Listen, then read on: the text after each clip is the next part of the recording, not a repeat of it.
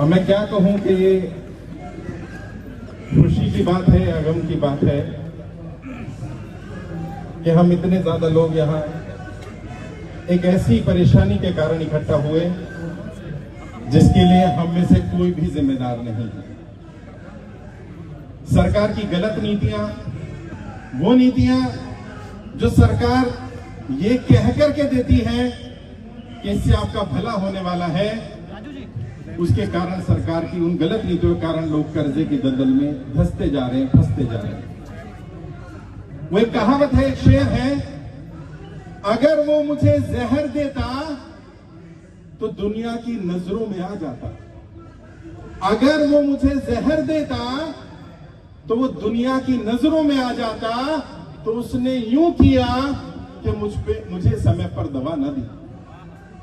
मतलब हमारी समस्या का पता होने के बाद भी समाधान समय पर ना करना, लोगों का अपनी जान गंवा देना और सरकार में बैठे लोगों का, हुक्मरानों का चुप रहना, यह साबित करता है कि उन्हें जनता से कोई सरोकार नहीं है। जनता परेशान है। हर दिन हजारों लोग कॉल कर रहे हैं, हजारों लोग। यहां भी कई साथी होंगे, वो कहते हैं आपके फोन नहीं लगते हैं, कोई फोन नहीं उठाता है। मैं आपको क्या मतलब विश्वास कैसे दिलाऊं, कैसे यकीन दिलाऊं आपको कि हर दिन हजारों लोग कॉल कर रहे हैं और जितने लोग भी यहाँ बैठे हैं, जितने भी वॉलंटियर हैं, इनमें से कोई पेड व्यक्ति नहीं है। सब अपना काम धंधा, अपना व्यापार कुछ ना कुछ करते रहते हैं और उसके साथ साथ जनता की लड़ाई लड़ रहे हैं। और मैं आपको विश्वास दिलाता हूं इस मंच से, और आज आप यहाँ आए हैं इतनी बड़ी संख्या में, ये साबित करता है कि आप में से बहुत सारे लोग सिर्फ अपनी लड़ाई लड़ने यहाँ नहीं आए, वो यहाँ उस जनता की लड़ाई लड़ने आए, उस पड़ोसी की लड़ाई लड़ने आए, उस व्यक्ति की आवाज बनने आए हैं जो यहाँ नहीं पहुंच सकता, जो अपनी आवाज नहीं उठा सकता। और मैं आपसे वादा करता हूं, आपकी और हर उस व्यक्ति की आवाज उन हुक्मरानों तक पहुंचाएंगे, चाहे उसके लिए कुछ भी करना पड़े। सड़क पर उतरना पड़ेगा, सड़क पर उतरेंगे। संसद पर पहुंचना पड़ेगा, संसद पर पहुंचेंगे। सुप्रीम कोर्ट जाना होगा, जाएंगे। एक एक व्यक्ति का कर्जा माफ करवाया जाएगा। मैं आपसे फिर से वादा करता हूं, और मैंने जिम्मेदारी ली है। देश का एक एक नागरिक देश की धरोहर होता है, उसकी जान बचाना मेरी जिम्मेदारी है, मेरी टीम की जिम्मेदारी है, और हम अंतिम सांस तक की लड़ाई लड़ते रहेंगे। आज एक दिन की साकेतिक भूख हड़ताल पर मैं और मेरे साथी बैठे हुए हैं। अभी मुझे बताया गया कि यहाँ पर बहुत सारे साथी ऐसे हैं, बहुत सारी बहनें ऐसी हैं जिन्होंने सुबह से पानी तक नहीं पिया है। अगर वो हुक्मरान सुन रहे हो तो वो देखें कि यहाँ कैसे लोग बैठे हुए हैं, और ये ना भूख लगती है ना प्यास लगती है, इस कर्जे ने जान आफत में डाल दी है। अभी एक बुजुर्ग आए, वो मेरे पैर छू रहे हैं। मैं वेस्ट बंगाल के 80 साल के बुजुर्ग थे, मेरे पैरों में आकर गिर गए। कहते साहब बचा लीजिए, मेरी कमाई, मैंने जो घर बनाया, मैंने जो फैक्ट्री बनाई, 4 करोड़ का मात्र कर्जा था और 18 करोड़ की मेरी प्रॉपर्टी बैंक ने कब्जा कर ली। और बैंक सुनने को तैयार नहीं है, और सरकार के बैठे लोग इस समस्या को समस्या मानने को तैयार नहीं। लेकिन मैं उन्हें इस मंच से ये भी बता देना चाहता हूं कि ज्यादा दिन नहीं है साहब, अभी भी समय है, अभी भी समय है। स्वीकार कर लो कि गलती हुई है। जैसे नरेंद्र मोदी जी ने एक गलती अभी स्वीकार की, 2000 का नोट चलाना एक गलती थी, उन्होंने स्वीकार कर लिया और इसलिए उसको बंद करना पड़ गया। कॉमन सेंस है, जब 1000 रुपए के नोट से करप्शन होता है तो 2000 के नोट से डबल होगा ही।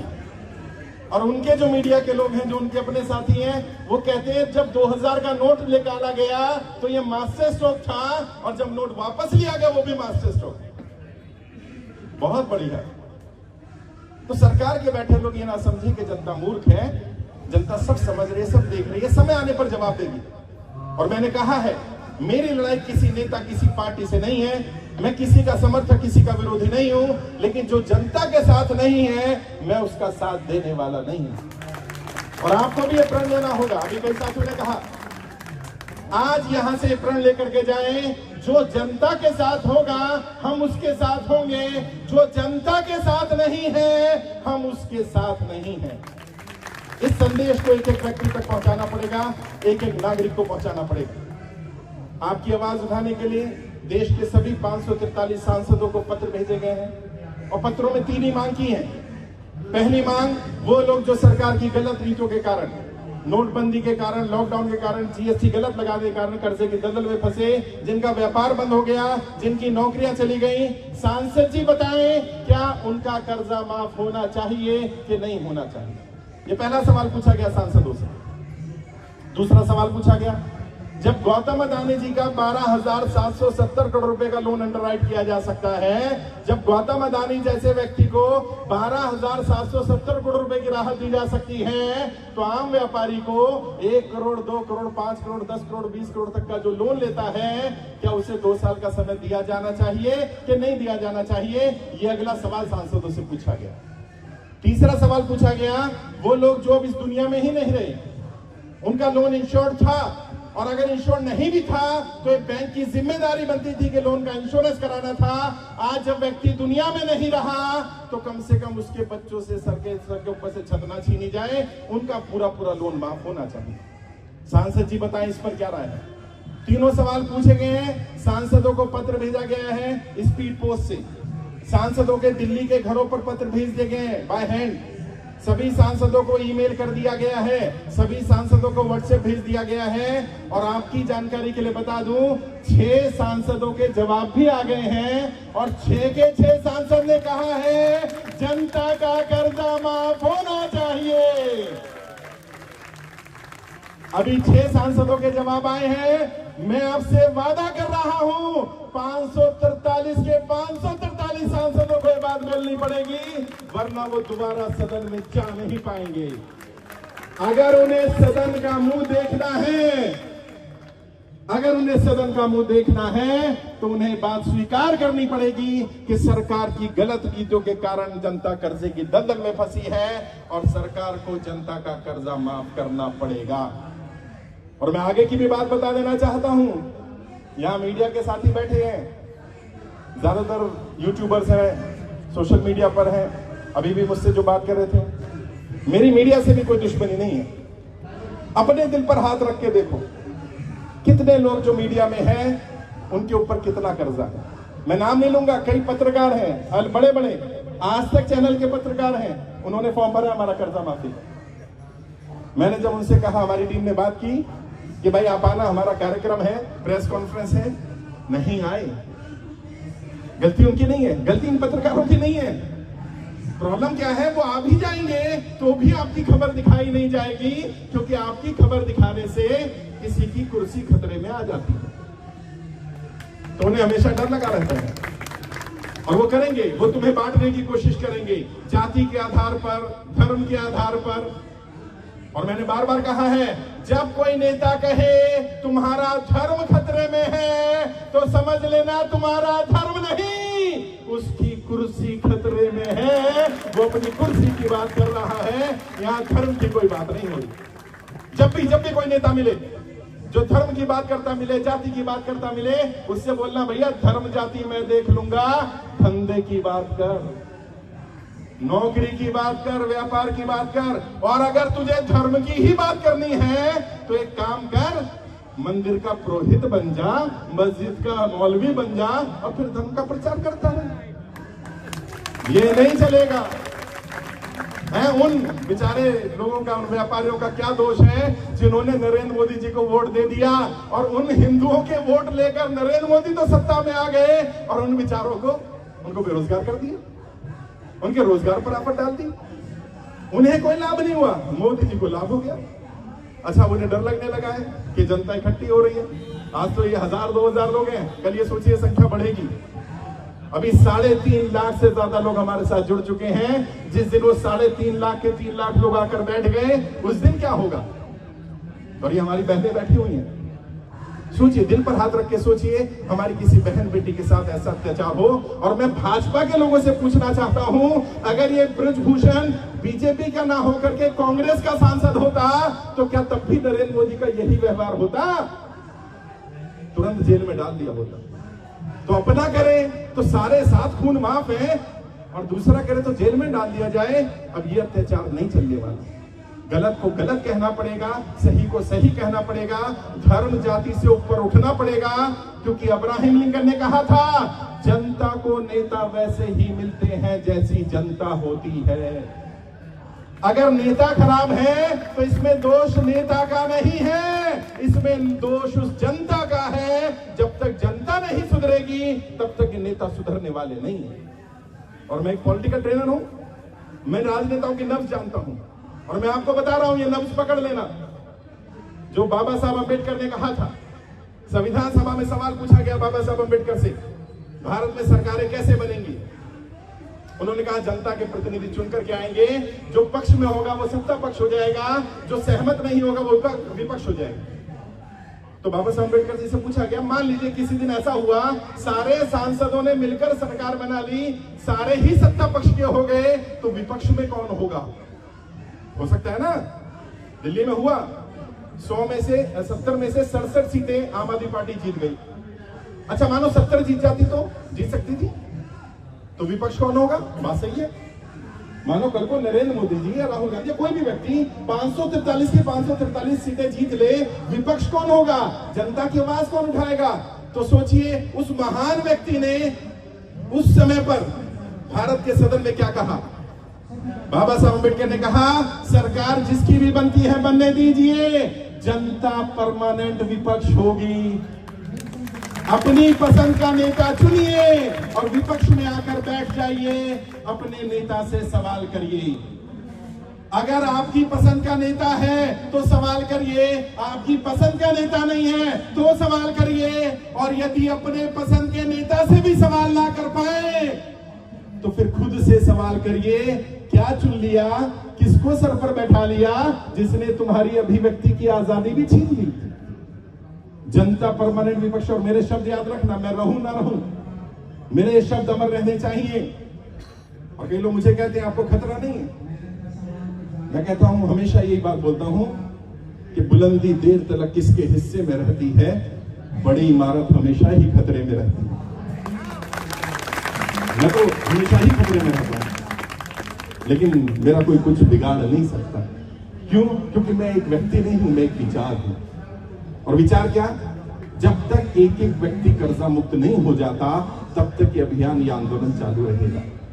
और मेरा यह मानना है, मेरा विश्वास है, मैं रहूं ना रहूं, मेरी टीम के साथी रहे ना रहे, यहां और बहुत सारे साथी हैं, किसी ना किसी गांव में, किसी ना किसी शहर में, किसी ना किसी मोहल्ले में कोई ना कोई रहेगा जो ये आवाज उठाता रहेगा, जनता का कर्जा माफ करना पड़ेगा, जनता का कर्जा माफ करना पड़ेगा। और ये बात वो कान खोलकर सुन ले, सत्ता परमानेंट नहीं है। सत्ता की उम्र कितनी? 5 साल, 10 साल, 15 साल, 20 साल जाना पड़ेगा। और जो लोग सुसाइड करते हैं, आत्महत्या करते हैं, सरकार के ही आंकड़े हैं, पिछले 5 वर्ष में 50,000 से ज्यादा व्यापारियों ने कर्जे के कारण आत्महत्या की। पिछले 1 वर्ष में 20,000 से ज्यादा लोग आत्महत्या कर चुके हैं। और मेरा मानना यह है, ये संख्या इससे कई गुना ज्यादा है, क्योंकि बहुत सारी खबरें अखबारों में नहीं आती हैं, सरकार की नजरों में नहीं आती हैं। आत्महत्या करना कोई समाधान नहीं है दोस्तों। मैंने कहा ना, सरकार की उम्र कितनी? 5 साल, 10 साल, 15 साल, सरकार चली जाएगी, आज नहीं तो कल चली जाएगी। इंसान की उम्र कितनी है? 50 साल, 60 साल, 70 साल, 80 साल, 90 साल, 100 साल। अगर 10-15 वर्ष खराब हो जाए तो पूरा जिंदगी खराब नहीं हुई है, इसको स्वीकार करिए। और इसमें आपकी गलती नहीं है, आप कर्जे की दलदल में फंसे, इस बात को स्वीकार करिए, आपकी गलती नहीं है। इसके लिए सरकार की गलत नीतियां जिम्मेदार हैं, और सरकार की गलत नीति की सजा अपने आप को मत दीजिए। फिर भी किसी को कोई दिक्कत आती है, मैंने बार बार कहा, कोई परेशानी आती है, कोई समस्या आती है, बात करिए, मुझसे बात कर सकते हैं, मेरी टीम से बात कर सकते हैं। और मैंने अपना पर्सनल व्हाट्सएप नंबर दिया था, उस नंबर के माध्यम से आपको यहाँ की जानकारी मिली। मैं जहां जहां जब जब जिस राज्य में जाता हूं वहां की जानकारी मिलती है। कॉल मत करिए, व्हाट्सएप कर दीजिए, अभी सर कहां मिलेंगे, आपको जानकारी मिल जाएगी, मेरा अगला शेड्यूल कहां है। और मैं कोशिश कर रहा हूं बाकी सांसदों के जवाब आ जाए। जब जवाब आ जाएंगे तो अगला कदम क्या है हमारा? जिन 6 सांसदों ने समर्थन किया है उन सांसदों से अब अगला लेटर भेजकर अपील की जा रही है, सदन में हमारा मुद्दा उठाइए। पता तो चले कि सांसद वास्तव में हमारे साथ है या दिखावा कर रहा है। अभी बोला ना राजीव जी ने, राहुल जी ने, जब तक तोड़ेंगे नहीं तब तक छोड़ेंगे नहीं। ये कान खोल के सुन ले, सत्ता में बैठे लोग, किराएदार है भैया, परमानेंट मकान नहीं है, छोड़ना पड़ेगा। अगर जो सांसद ये कहते हैं, 6 सांसदों ने कहा, 2 बीजेपी के भी सांसद हैं, उन्होंने भी कहा कि जनता का कर्जा माफ होना चाहिए। एक एनसीपी के सांसद ने कहा, एक कांग्रेस से कहा, एक झारखंड से है, एक और सांसद है, इन सबने कहा कर्जा माफ होना चाहिए। अब इनसे रिक्वेस्ट की जा रही है सदन में मुद्दा उठाइए, और अगर वो सदन में मुद्दा नहीं उठाते हैं तो पता चल जाएगा हाथी के दांत दिखाने के और है और खाने के और है। और फिर हम क्या करने वाले हैं? देखो सारी रणनीति बता रहा हूं आज, ताकि तुम्हें भी पता चल जाए आगे क्या होने वाला है। अभी बोला ना, किसने बोला था धमाके की जरूरत होती है बहरों को सुनाने के लिए, तो मैं धमाका बता रहा हूं क्या क्या करने वाले हैं हम। जिन सांसदों के जवाब नहीं आएंगे, तो पत्र में लिखा गया है, सांसद महोदय आपकी क्षेत्र की जनता का कर्जा माफ होना चाहिए कि नहीं होना चाहिए, 7 दिन में आप जवाब दे दीजिएगा। यदि 7 दिन में आपका जवाब नहीं आता है तो ये मान लिया जाएगा आप जनता की कर्जा माफी के समर्थन में नहीं हैं। और फिर क्या करेंगे हम? फिर उस सांसद की लोकसभा में पोस्टर लगवाए जाएंगे, ये सांसद जी कह रहे हैं मैं अपने क्षेत्र की जनता का कर्जा माफ करने के लिए सांसद नहीं बना, मैं तो अमीरों का कर्जा माफ करने के लिए बना हूं। फिर जनता तय कर लेगी कि जनता ने साथ देना है कि नहीं देना। और जैसा भी राजीव जी ने कहा और वक्ताओं ने कहा, जरूर नहीं कि मैं जाऊं, ये जाए, इनमें से कोई जाए, तुम में से कोई क्यों ना जाए, जिसको समस्या आ रही है वो जाए सांसद के पास। और अभी हम लोग टीम बना रहे हैं, हर लोकसभा में 100 लोग, रोज सांसद जी क्या बैठ जाओ, चाय पानी खाना नाश्ता मिलता है, अच्छा जाके पूछो सांसद जी कर्जा कब माफ करोगे? अच्छा रिकवरी वाले को सांसद के घर बुला लो, भैया मेरे पैसे ना सांसद जी से लेने हैं, वहां आ जा। जब तक तोड़ेंगे नहीं छोड़ेंगे नहीं। और जितने भी सांसद हैं माननीय हैं, सम्माननीय हैं, सम्मान के साथ उन्हें कह रहा हूं, आपको आपकी कुर्सी प्यारी है, मुझे आपसे ज्यादा आपके साथ हमदर्दी है, और मैं चाहता हूं आप परमानेंट उसी कुर्सी पर रहे, अंतिम शव यात्रा भी उसी कुर्सी पर निकाले, मुझे कोई आपत्ति नहीं है? अगर जनता का कर्जा माफ नहीं कर सकते तो कुर्सी से उतर क्यों नहीं जाते माई बाप? कुर्सी ही तो है, अर्थी तो नहीं है कि उतर नहीं सकते। मैं भी चाहता हूं कि आप कुर्सी पर बने रहें, परमानेंट कुर्सी पर रहें, लेकिन आपको सिर्फ इतना सा करना होगा कि सदन में तय करें कि अगले 5 वर्ष, जैसे पिछले 5 वर्ष में लगभग 16 लाख करोड़ से ज्यादा का लोन अंडरराइट किया है, अमीरों का राइट ऑफ किया गया है, तय कर ले अगले 5 वर्ष अमीरों का कर्जा माफ ना करके अमीरों का राहत ना देके आम जनता को राहत देंगे। और मैं आप सबसे पूछना चाहता हूं, अगर कोई भी आपका सांसद ये वादा करे कि मैं आपका कर्जा माफ करूंगा या मैं अभी करने को तैयार हूं, चाहे वो किसी भी पार्टी का हो, तो उसका साथ देंगे कि नहीं देंगे? आवाज आई, देंगे कि नहीं देंगे? साथ देना चाहिए कि नहीं देना चाहिए? अच्छा, अगर सांसद कहे मैं कर्जा माफ नहीं करूंगा तो साथ देना चाहिए कि नहीं देना चाहिए? सांसद महोदय मुझे लाइव सुन रहे होंगे, नहीं तो वीडियो मिल ही जाएगा। किसी पार्टी किसी नेता से लड़ाई नहीं, इस बार जनता तय करेगी कि जनता के मुद्दों पर बात होगी, वरना जनता तय करेगी कि सरकार वो आएगी जो जनता के मुद्दों पर बात करेगी। कोई पार्टी कोई नेता अपने को नहीं चाहिए। इसलिए मैंने क्या किया, मैं आपको एक और राज की बात बताता हूं। ये खुराफाती बैठा हुआ कहां गया? राजीव, ये भगत सिंह है जो भिड़ने की बात करता है। इसने कहा एक काम करते हैं, प्रधानमंत्री के घर ही मिल लेते हैं सब जाके। वैसे एक बार और ये कांड कर चुका है, बता दूं क्या? एक बार इसको जोश आ गया, 100 लोगों को लेकर प्रधानमंत्री के घर में उसका पुतला फूंक दिया। इसी प्रधानमंत्री की बात कर रहा हूं, नरेंद्र मोदी जी की, जिनको लोग कहते हैं उनसे सब डरते हैं। घर में घुस के पुतला फूंक दिया, तो कहते हैं एक काम करते हैं, सबको वहीं बुला लेते हैं। मैंने कहा यार पुलिस वाले परमिशन नहीं देंगे। कहता सर आज तक लीक अब है परमिशन। और ये यहाँ जो मैनेजमेंट कर रहे हैं, सच बता रहा हूँ, पहली बार ही परमिशन ली है इसने। मैंने रिक्वेस्ट किया भाई परमिशन ले ले। हम वो लोग हैं परमिशन नहीं लेते। परमिशन क्या, जनता को क्या परमिशन चाहिए भाई?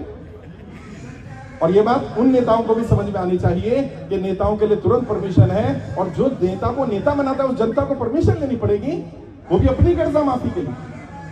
मैंने इसको मना किया, मैंने कहा अभी ऐसा कुछ नहीं करना। मैं आपको भी कह रहा हूं अभी ऐसा कुछ नहीं करना। जब समय आएगा तो बता दिया जाएगा आगे क्या करना है। अभी चूड़ी उतनी ही टाइट करो जितनी जरूरत है। और ये लोग करेंगे, धर्म की बात करेंगे, जाति की बात करेंगे, करने दो। किसी ने मुझसे कहा, मीडिया के साथी ने, आपको पता नहीं है नरेंद्र मोदी जी कहेंगे हमने राम मंदिर बनवा दिया।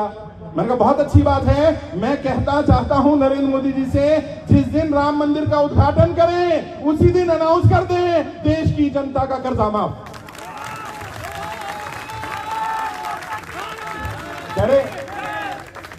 कहते हैं आप तो हर चीज में कर्जा घुसेड़ लेते हो। मैंने कहा वो भी तो धर्म घुसेड़ लेते हैं। हाँ, धर्म बड़ा है लेकिन धर्म से बड़ा धंधा है। जब पेट में रोटी नहीं होती ना साहब, तो उसे हिंदू मुस्लिम सिख ईसाई कुछ नजर नहीं आता, उसको उस समय अपना धंधा नजर आता है। उन लोगों से पूछो जो भूख से मर जाते हैं, उस व्यक्ति से पूछो। लोग कहते थे आत्महत्या कर ली, कायर था। मैं सच्चाई बताऊं, कायर था कि नहीं था मुझे नहीं पता, लेकिन खुददार था, इज्जतदार आदमी था वो। क्योंकि जब उसकी समाज में इज्जत उछाली जा रही थी, जब उसकी बहन बेटियों को बुरा कहा जा रहा था, मरता क्या ना करता, अपने सामने देख नहीं सकता, या तो मार देता या मर जाता। मारने की ताकत नहीं थी, मर गया। और कितना अत्याचार हो रहा है। यहाँ मध्य प्रदेश से साथी आए होंगे, उन्होंने बताया, मैं नाम नहीं लूंगा किसी का, उन्होंने बताया कि साहूकार से पैसा ले लो और साहूकार कहता है अगर तुम किस्त नहीं दे सकते तो अपनी बहन बेटी को मेरे पास भेजो। ये सरकार में बैठे लोग, ये जो गूंगे बहरे लोग हैं ना, जो सब सुनते भी कुछ नहीं सुनते हैं, सब देखते भी कुछ दिखता नहीं है, उन्हें पता चलना चाहिए कि बहन बेटियों की इज्जत के साथ खिलवाड़ हो रहा है। इस कर्जे ने इतनी बुरी हालत ला दी है, और वो व्यक्ति जो मर रहा है उसके मरने का सबसे बड़ा कारण ये बदनामी है। इज्जतदार आदमी क्या कर सकता है? कितना कर्जा? 10,000, 20,000, 50,000, लाख, 2 लाख, 5 लाख, इससे ऊपर का कर्जा नहीं है। लेकिन बस, और जैसा भी राजीव जी ने कहा, हमारी प्रशासन से कोई लड़ाई नहीं है। ये पुलिस वाले साथी, सीआरपीएफ के साथी खड़े हैं, पैरामिलिट्री के साथी खड़े हैं, इनके भी परिवारों में कर्जा होगा। हमारा इनसे कोई विरोध नहीं है, क्योंकि जो गांधी जी ने कहा था, व्यवस्था का विरोध करना, व्यवस्था बनाने वालों का विरोध मत करना, क्योंकि व्यवस्था बनाने वाले भी उसी व्यवस्था के शिकार हैं। इनके ऊपर बेचारों के ऊपर नौकरी की तलवार अटकी हुई है, नौकरी चली जाएगी। वैसे कोई कमाई का साधन नहीं है, नौकरियां है नहीं, जैसे तैसे नौकरी मिल गई, नौकरी ना चली जाए। लेकिन मैं बता रहा हूं, ये अंदर की बात है, ये सारे लोग हमारे साथ हैं। ये सच्चाई बता रहा हूं मैं। ये जितने पुलिस वाले, पैरामिलिट्री के लोग हैं, सब हमारे साथ हैं, क्योंकि इनको भी पता है देश की जनता कर्जे की दलदल में फंसी हुई है, और उनसे कर्जे की दलदल से कोई बाहर निकालने के लिए बात नहीं कर रहा। अगर कोई कर रहा है तो केवल मैं, आपका भाई, आपका दोस्त, आपका बेटा कर रहा हूं, मेरी टीम कर रही है, ये साथी कर रहे हैं।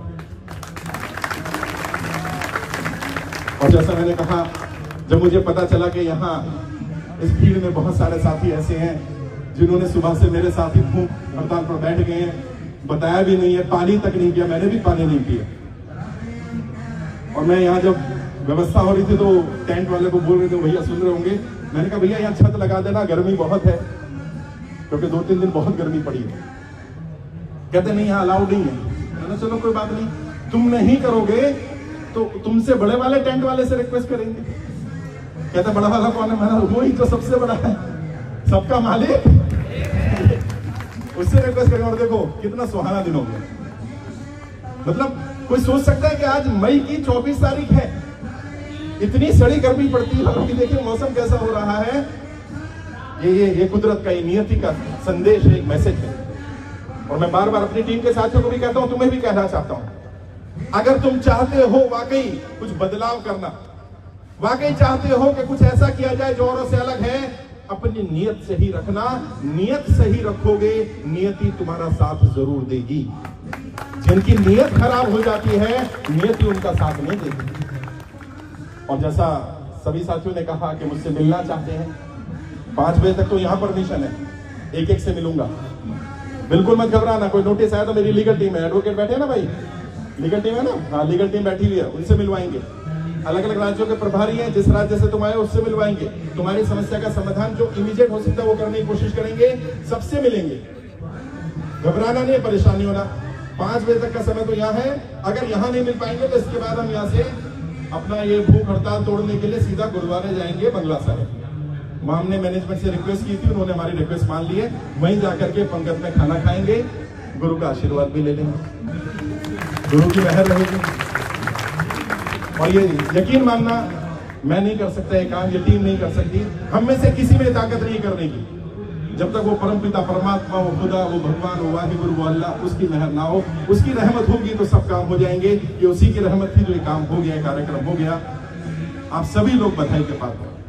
मुझे पता चला अलग अलग राज्यों से आए, उड़ीसा से पूरी टीम आई है, कितने 25-30 साथी उड़ीसा से आए हैं, मध्य प्रदेश से ऐसी साथी है, महाराष्ट्र से आए, गुजरात से आए, वेस्ट बंगाल से पूरी टीम आई हुई है। जबकि मैंने मना किया था, मैंने रिक्वेस्ट किया था भाई मत आना बाहर से, दिल्ली और एनसीआर के लोग आना, लेकिन आप आए। ये आपका व्यक्तिगत रूप से मेरे ऊपर एहसान है।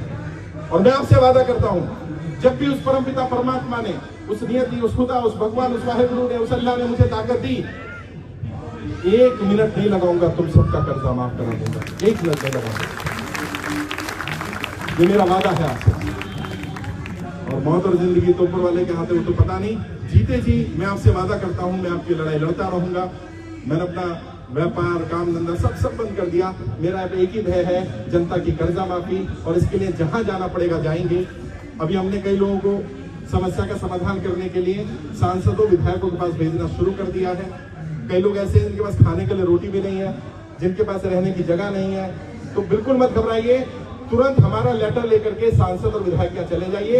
लेटर आपको चाहिए होगा, हमारे राज्य का प्रभारी आपको लेटर दे देगा, उसको लेटर को लिख करके, उसका प्रिंट आउट लेकर के, उसको लेकर के सांसद को दे देना। जो मदद चाहिए होगी सांसद करेगा। अगर मदद कर दे तो उसकी वीडियो बनाना, उसको हम प्रमोट करेंगे, चाहे किसी पार्टी का हो। अगर मदद ना करे तो भी वीडियो बना लेना, तो भी प्रमोट करेंगे। अब तो सांसद को तय करना पड़ेगा भैया। कई लोग कह रहे हैं साहब मुख्यमंत्री से भी अपील करो। देखो मैं थोड़ा पढ़ा लिखा भी हूँ, थोड़ी नॉलेज भी है मुझे। ये वित्त का जो मुद्दा होता है ये राष्ट्रीय मुद्दा है, और इसका समाधान केंद्र से ही हो सकता है। राज्य से अगर अपील भी कर देंगे तो वो कह देगा हमारे बस की नहीं है, जाकर के प्रधानमंत्री से बात करो। इसलिए हमने सीधा वित्त मंत्री और प्रधानमंत्री से ही बात की। 7 बार वित्त मंत्रालय में डेलीगेशन जा चुका है, 4-5 बार पीएमओ जा चुका है। आज भी एक पत्र हम पीएमओ में भेज रहे हैं। जब तक जवाब नहीं आएगा पत्र भेजते रहेंगे। और हमने तय कर लिया है कि कब तक पत्र भेजा जाए उसकी भी एक सीमा होनी चाहिए। तो मैं अपनी तरफ से आज इस मंच से आपकी सहमति से एक सीमा रखना चाहता हूं। तो क्या एक सीमा दे दी जाए सरकार को? भाई नहीं दी जाए, आवाज नहीं आ रही। दी जाए कि नहीं दी जाए? नहीं, नरेंद्र मोदी जी के स्टाइल में दी जाए कि ना दी जाए? भाइयों बहनों, दी जाए कि ना दी जाए? अच्छा, लोग कह रहे हैं नहीं दी जाए, सरकार को कोई सीमा नहीं। ओ भाई ऐसे मत करो। मेरे हिसाब से 1 महीने का समय सरकार को दे दिया जाए, और ये हमारा लास्ट अल्टीमेटम होना चाहिए कि अगर 1 महीने में सरकार जनता की कर्जा माफी पे निर्णय ना ले तो फिर हम निर्णय लेंगे कि हमें क्या करना है। क्योंकि अब ऐसे कब तक हम मालिक होने के बाद भी कटोरा लेकर के सरकार के दर दर भटकते रहेंगे। तो अगर सरकार नहीं सुनती, हाँ, तो संसद कुछ करेंगे। नहीं, अभी कुछ नहीं करेंगे। 1 महीने का समय दे देते हैं। आज 24 तारीख है, 24 मई 2023। 1 महीने से ज्यादा का समय देते हैं, 30 जून 2023। 30 जून तक का समय है सरकार के पास, सांसदों के पास, जवाब दे दे।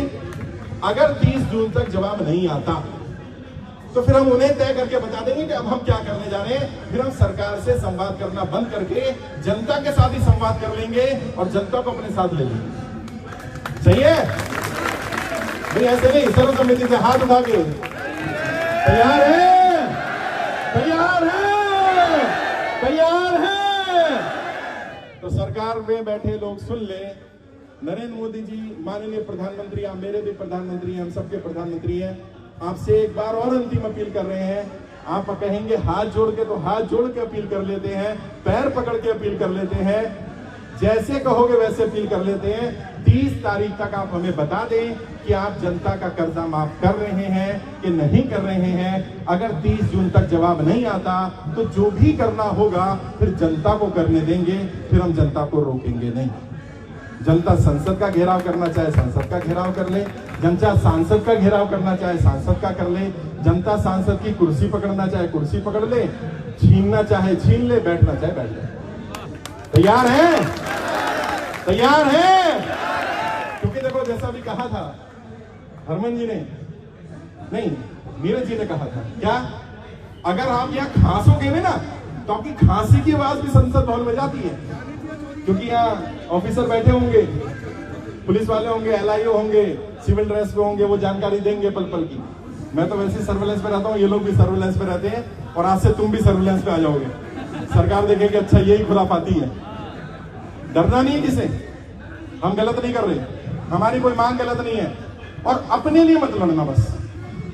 मैंने देश की आजादी से पहले के, आजादी के बाद के मैक्सिमम आंदोलनों के बारे में पढ़ा। मैंने देखा कि आंदोलन फेल क्यों होते हैं और आंदोलन सफल क्यों होते हैं। राज की बात बता रहा हूं, तुम लेके जाना, तुम्हारा आंदोलन सफल हो जाएगा। पता चला ज्यादातर आंदोलन इसलिए फेल हो जाते हैं क्योंकि हर कोई अपनी मांग के लिए लड़ रहा होता है। यहां पर रेगुलरली लोग बैठते हैं, कोई अपनी मांग कर रहा है, पेंशन दे दो, कोई कह रहा है कुछ दे दो, कोई कुछ दे दो, कोई कुछ दे दो, हर कोई अपनी लड़ाई लड़ रहा है। जब तक तुम अपनी लड़ाई लड़ते रहोगे, अपनी मांग के लिए लड़ते रहोगे, मेरा विश्वास करना तुम लड़ाई जीत नहीं पाओगे। अगर तुम वाकई लड़ाई जीतना चाहते हो, अपनी लड़ाई लड़ना बंद कर दो, दूसरों की आवाज उठाना शुरू कर दो। और देखो यहाँ हजारों लोग हैं समय को, अगर हर व्यक्ति तय कर ले मुझे हर एक की मदद करनी है, तो एक व्यक्ति की मदद के लिए 1000 लोग मिलेंगे। और अगर हर व्यक्ति तय कर ले मुझे अपनी मदद करनी, तो एक मिलेगा। तय कर लो तुम्हें 1 चाहिए कि 1000 चाहिए, है कितने चाहिए? तो बस तय कर लो अपने पड़ोसी की मदद करनी है। करोगे? ऐसे नहीं करोगे तो पड़ोस में जो भी बैठा है उसका हाथ पकड़ लो, हाथ पकड़ लो भाई। पड़ोस में जो भी बैठा है तो हाथ पकड़ ले, शर्माओ नहीं, बहन है तो भाई बहन है, कोई दिक्कत नहीं है। हाथ उठा लो, हाथ उठा लो भाई, हाथ तुम भी उठा लो, तुम क्यों शर्मा लो? तुम्हारी दुश्मनी है क्या? हाथ उठा लो, हाथ उठा लो। अब शपथ लेंगे हम, तैयार है? मैं शपथ लेता हूं, मैं अपने इस पड़ोसी भाई, मैं अपने इस पड़ोसी भाई, मैं अपने सामने वाले भाई, मैं अपने पीछे वाले भाई, मैं अपने सभी भाई बहनों की हर संभव मदद करूंगा। मैं उसे अकेला नहीं छोड़ूंगा। कोई साहूकार, कोई बैंक वाला, कोई एनबीएफसी वाला अगर मेरे भाई बहन को परेशान करेगा, मेरे पड़ोसी को परेशान करेगा, मैं उसकी लड़ाई लड़ूंगा। यदि मैं ना लड़ूं, सोच लो मैं जो बोलने वाला हूं, तैयार हो ना? झूठी कसम मत खाना। यदि मैं उसकी लड़ाई ना लड़ूं तो परमात्मा मुझे जो सजा देना चाहे दे दे। तैयार है? इनकलाब, इनकलाब, इनकलाब। मैं आपका भाई, आपका दोस्त, आपका बेटा, जो आप समझना चाहो, मैं आपके लिए इतना ही कर सकता हूं, इतना ही कर सकता था। आप लोगों को जोड़ दिया। अब आप लोग एक दूसरे का साथ दो ना दो, ये मेरी गलती नहीं होगी। एक दूसरे के नंबर लो, यहाँ कोई मनाही नहीं है। कोई किसी को नंबर दे रहा था, कार्ड बांट रहा था, मैंने कहा बिल्कुल सबको बांटो, मेरे को कोई दिक्कत नहीं है, सब एक दूसरे की मदद करो। लेकिन कोई किसी के साथ फ्रॉड ना कर लेना। पता चला टोपी बना दी, बेचारा पहले ही कर्जे में था, उसे एक स्कीम और चेप दिया, जा 2 के 4 करेंगे, 2 के 4 करेंगे, उसके 2 के 1 रह गए। ऐसा नहीं करना। और अगर ऐसा करो तो ऑन कैमरा बोल रहा हूं, अपनी सोच विचार से करना। और जब कोई स्कीम बताता है, जहर देकर नहीं दिया जाता, जहर दवा देकर दिया जाता है। स्कीम बताता है तो यही बोलेगा बहुत बढ़िया बाबू, मैंने 1 के 4 किए, तेरे 1 के 8 हो जाएंगे, और फिर तेरा 1 गायब। कैसे झांसे में नहीं आना। कर्जे के कारण एक दूसरे की मदद करना, कोई किसी को परेशान करता है। कई लोगों ने मुझसे कहा, मैं नाम लूंगा, बड़े अधिकारी हैं, मेरे मित्र हैं, IAS हैं, कहते सर सारी बातें सही हैं, लेकिन एक बात बताऊं, कुछ लोग ऐसे हैं जो फ्रॉडी हैं, जो पैसा खा के पैसा देना नहीं चाहते। मैंने कहा मैं आपकी बात से सहमत हूं, कुछ लोग ऐसे हो सकते हैं। मैंने पूछा कितने प्रतिशत होंगे? कहते लगभग 20-30% होंगे। मैंने 50 मान ले, कहते ठीक है। मैंने बाकी 50 का कर दो, और चुप हो गया। कह रहे पता कैसे लगा? मैंने सरकार तुम हो कि मैं हूं? अबे भाई सरकार तुम हो ना, मैंने तुम्हें जानकारी दे दी, तुम उसे बुला लो, उससे पूछ लो भैया कैसा कर्जा, किस चीज का कर्जा, बता देगा। सरकार के पास तो सब कुछ है। मुझसे चाहते हो कि मैं इंक्वायरी करके बताऊं फ्रॉड है कि जेन्युइन है। मेरे लिए तुम सब जेन्युइन हो, मेरे लिए 3.5 लाख के 3 लाख जेन्युइन है, क्योंकि उन्होंने अपनी जानकारी मुझे दी। भाई साहब, कर्जा ऐसी चीज है,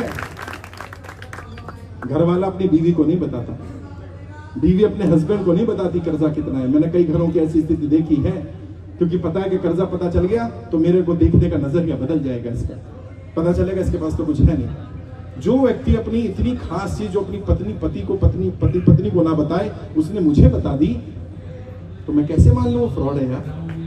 मेरे लिए वो जेन्युइन है। और तुम्हें ये पूछेंगे, मैंने बहुत सारी वीडियो बनाई, वो भी सुन लेना, लेकिन कुछ जवाब बता देता हूं।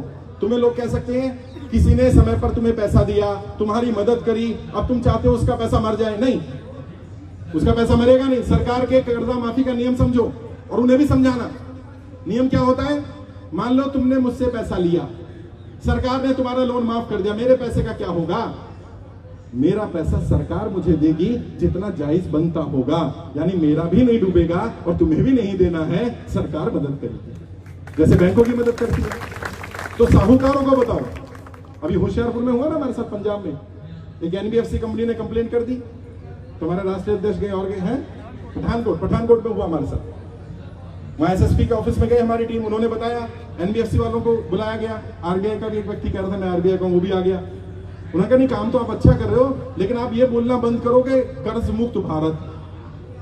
कहते अच्छा क्या बोले? कह रहे फिर निःशुल्क बोलना बंद कर दो, पैसे ले लो। मैंने अच्छा, असली बीमारी तो यही है। उन्हें ये प्रॉब्लम नहीं है कि मैं ये कर्ज मुक्त भारत अभियान चला रहा हूं, या तो मैं कर्ज मुक्त बंद कर दूं या मैं निःशुल्क बंद कर दूं, मैं पैसे लेना शुरू कर दूं। मैंने कहा भैया ऐसा है, ना तो हम निःशुल्क हटाएंगे और ना कर्ज मुक्त हटाएंगे, तुम बताओ तुम्हें समस्या क्या है? जब हमारी टीम ने तर्क रखने शुरू करे तो उन्होंने कहा जी लोग आते हैं हमारे पास, लोन ले लेते हैं और अगले दिन कहते हैं मैंने तो फॉर्म भर दिया कर्जा मुक्ति का, अब मेरा लोन माफ हो जाएगा। भाई ऐसा भी नहीं करना। मैं आपके माध्यम से मीडिया के साथ सोशल मीडिया पे तो आप सब डालोगे, मैं ये बात बताना चाहता हूं, जो लोग नोटबंदी, GST, लॉकडाउन के कारण, सरकार की गलत नीतियों के कारण कर्जे की दलदल में फंसे हैं, उनकी कर्जा माफी का यह अभियान है। अगर कोई कहता है कि लॉकडाउन, नोटबंदी, GST के अलावा सरकार की कोई नीति से मैं कर्जे की दलदल में फंस गया, उसका भी कर्जा माफ करवाएंगे। लेकिन ऐसा मत करना कि किसी से पैसा ले लो बैंक से और अगले दिन लोन माफी का आवेदन कर दो, क्योंकि सरकार ऐसे लोगों का लोन माफ नहीं करेगी। मैंने बताया था 4 कैटेगरी के लोगों का लोन सबसे पहले माफ होगा, जब भी होगा। पहला, जो व्यक्ति दुनिया में नहीं रहा, नोटबंदी, GST, लॉकडाउन के कारण या किसी भी कारण बंदे की डेथ हो गई, लोन था, गाड़ी का, घर का लोन था, उसका लोन माफ होना ही चाहिए, इसमें तो सरकार भी सहमत हो जाएगी। दूसरा, वो लोग जिनका व्यापार बंद हो गया और वो साबित कर देते हैं कि उनका व्यापार था नोटबंदी, GST, लॉकडाउन से पहले और अब व्यापार नहीं है, उनका लोन माफ हो जाएगा, होगा ही होगा। तीसरा, किसानों का लोन माफ होगा, पहले भी कुछ किसानों का लोन माफ हुआ है, किसानों का फिर माफ हो जाएगा। चौथा, वो लोग जिन्होंने एप्लीकेशन से लोन लिया, साहूकारों से लोन लिया, अनाप शनाप रेट ऑफ इंटरेस्ट दिया, कहीं कहीं पर पंजाब में मैं गया, मेरे को पता चला 10% का ब्याज है साहब, 10% का। सोचिए, अभी मैं चांदनी चौक मार्केट में गया, एक व्यापारी के भाई ने आत्महत्या कर ली, 50 लाख रुपए का कर्जा था, 10% ब्याज पर। सोचिए, और कितने 18 महीने से ब्याज दे रहा था वो आदमी। अब आप लगा लो 50 लाख रुपए का 10% ब्याज 18 महीने, यानी वो जितना पैसा था उससे दुगना तो दे चुका और अभी वो उतना ही कह रहा था कि 50 लाख और देना है। आप बचा कर दी उसके व्यक्ति। तो जिन लोगों के साथ ऐसा हो रहा है, ये 4 कैटेगरी में आते हैं, जब सारे ही आ जाते हैं, इनका लोन माफ हो जाएगा। और जिनका 10,000, 20,000, 50,000, 1 लाख, 2 लाख, 5 लाख, 10 लाख तक का लोन है, वो बिल्कुल भी चिंता ना करें, उनका लोन तो सरकार जब चाहे माफ कर सकती है।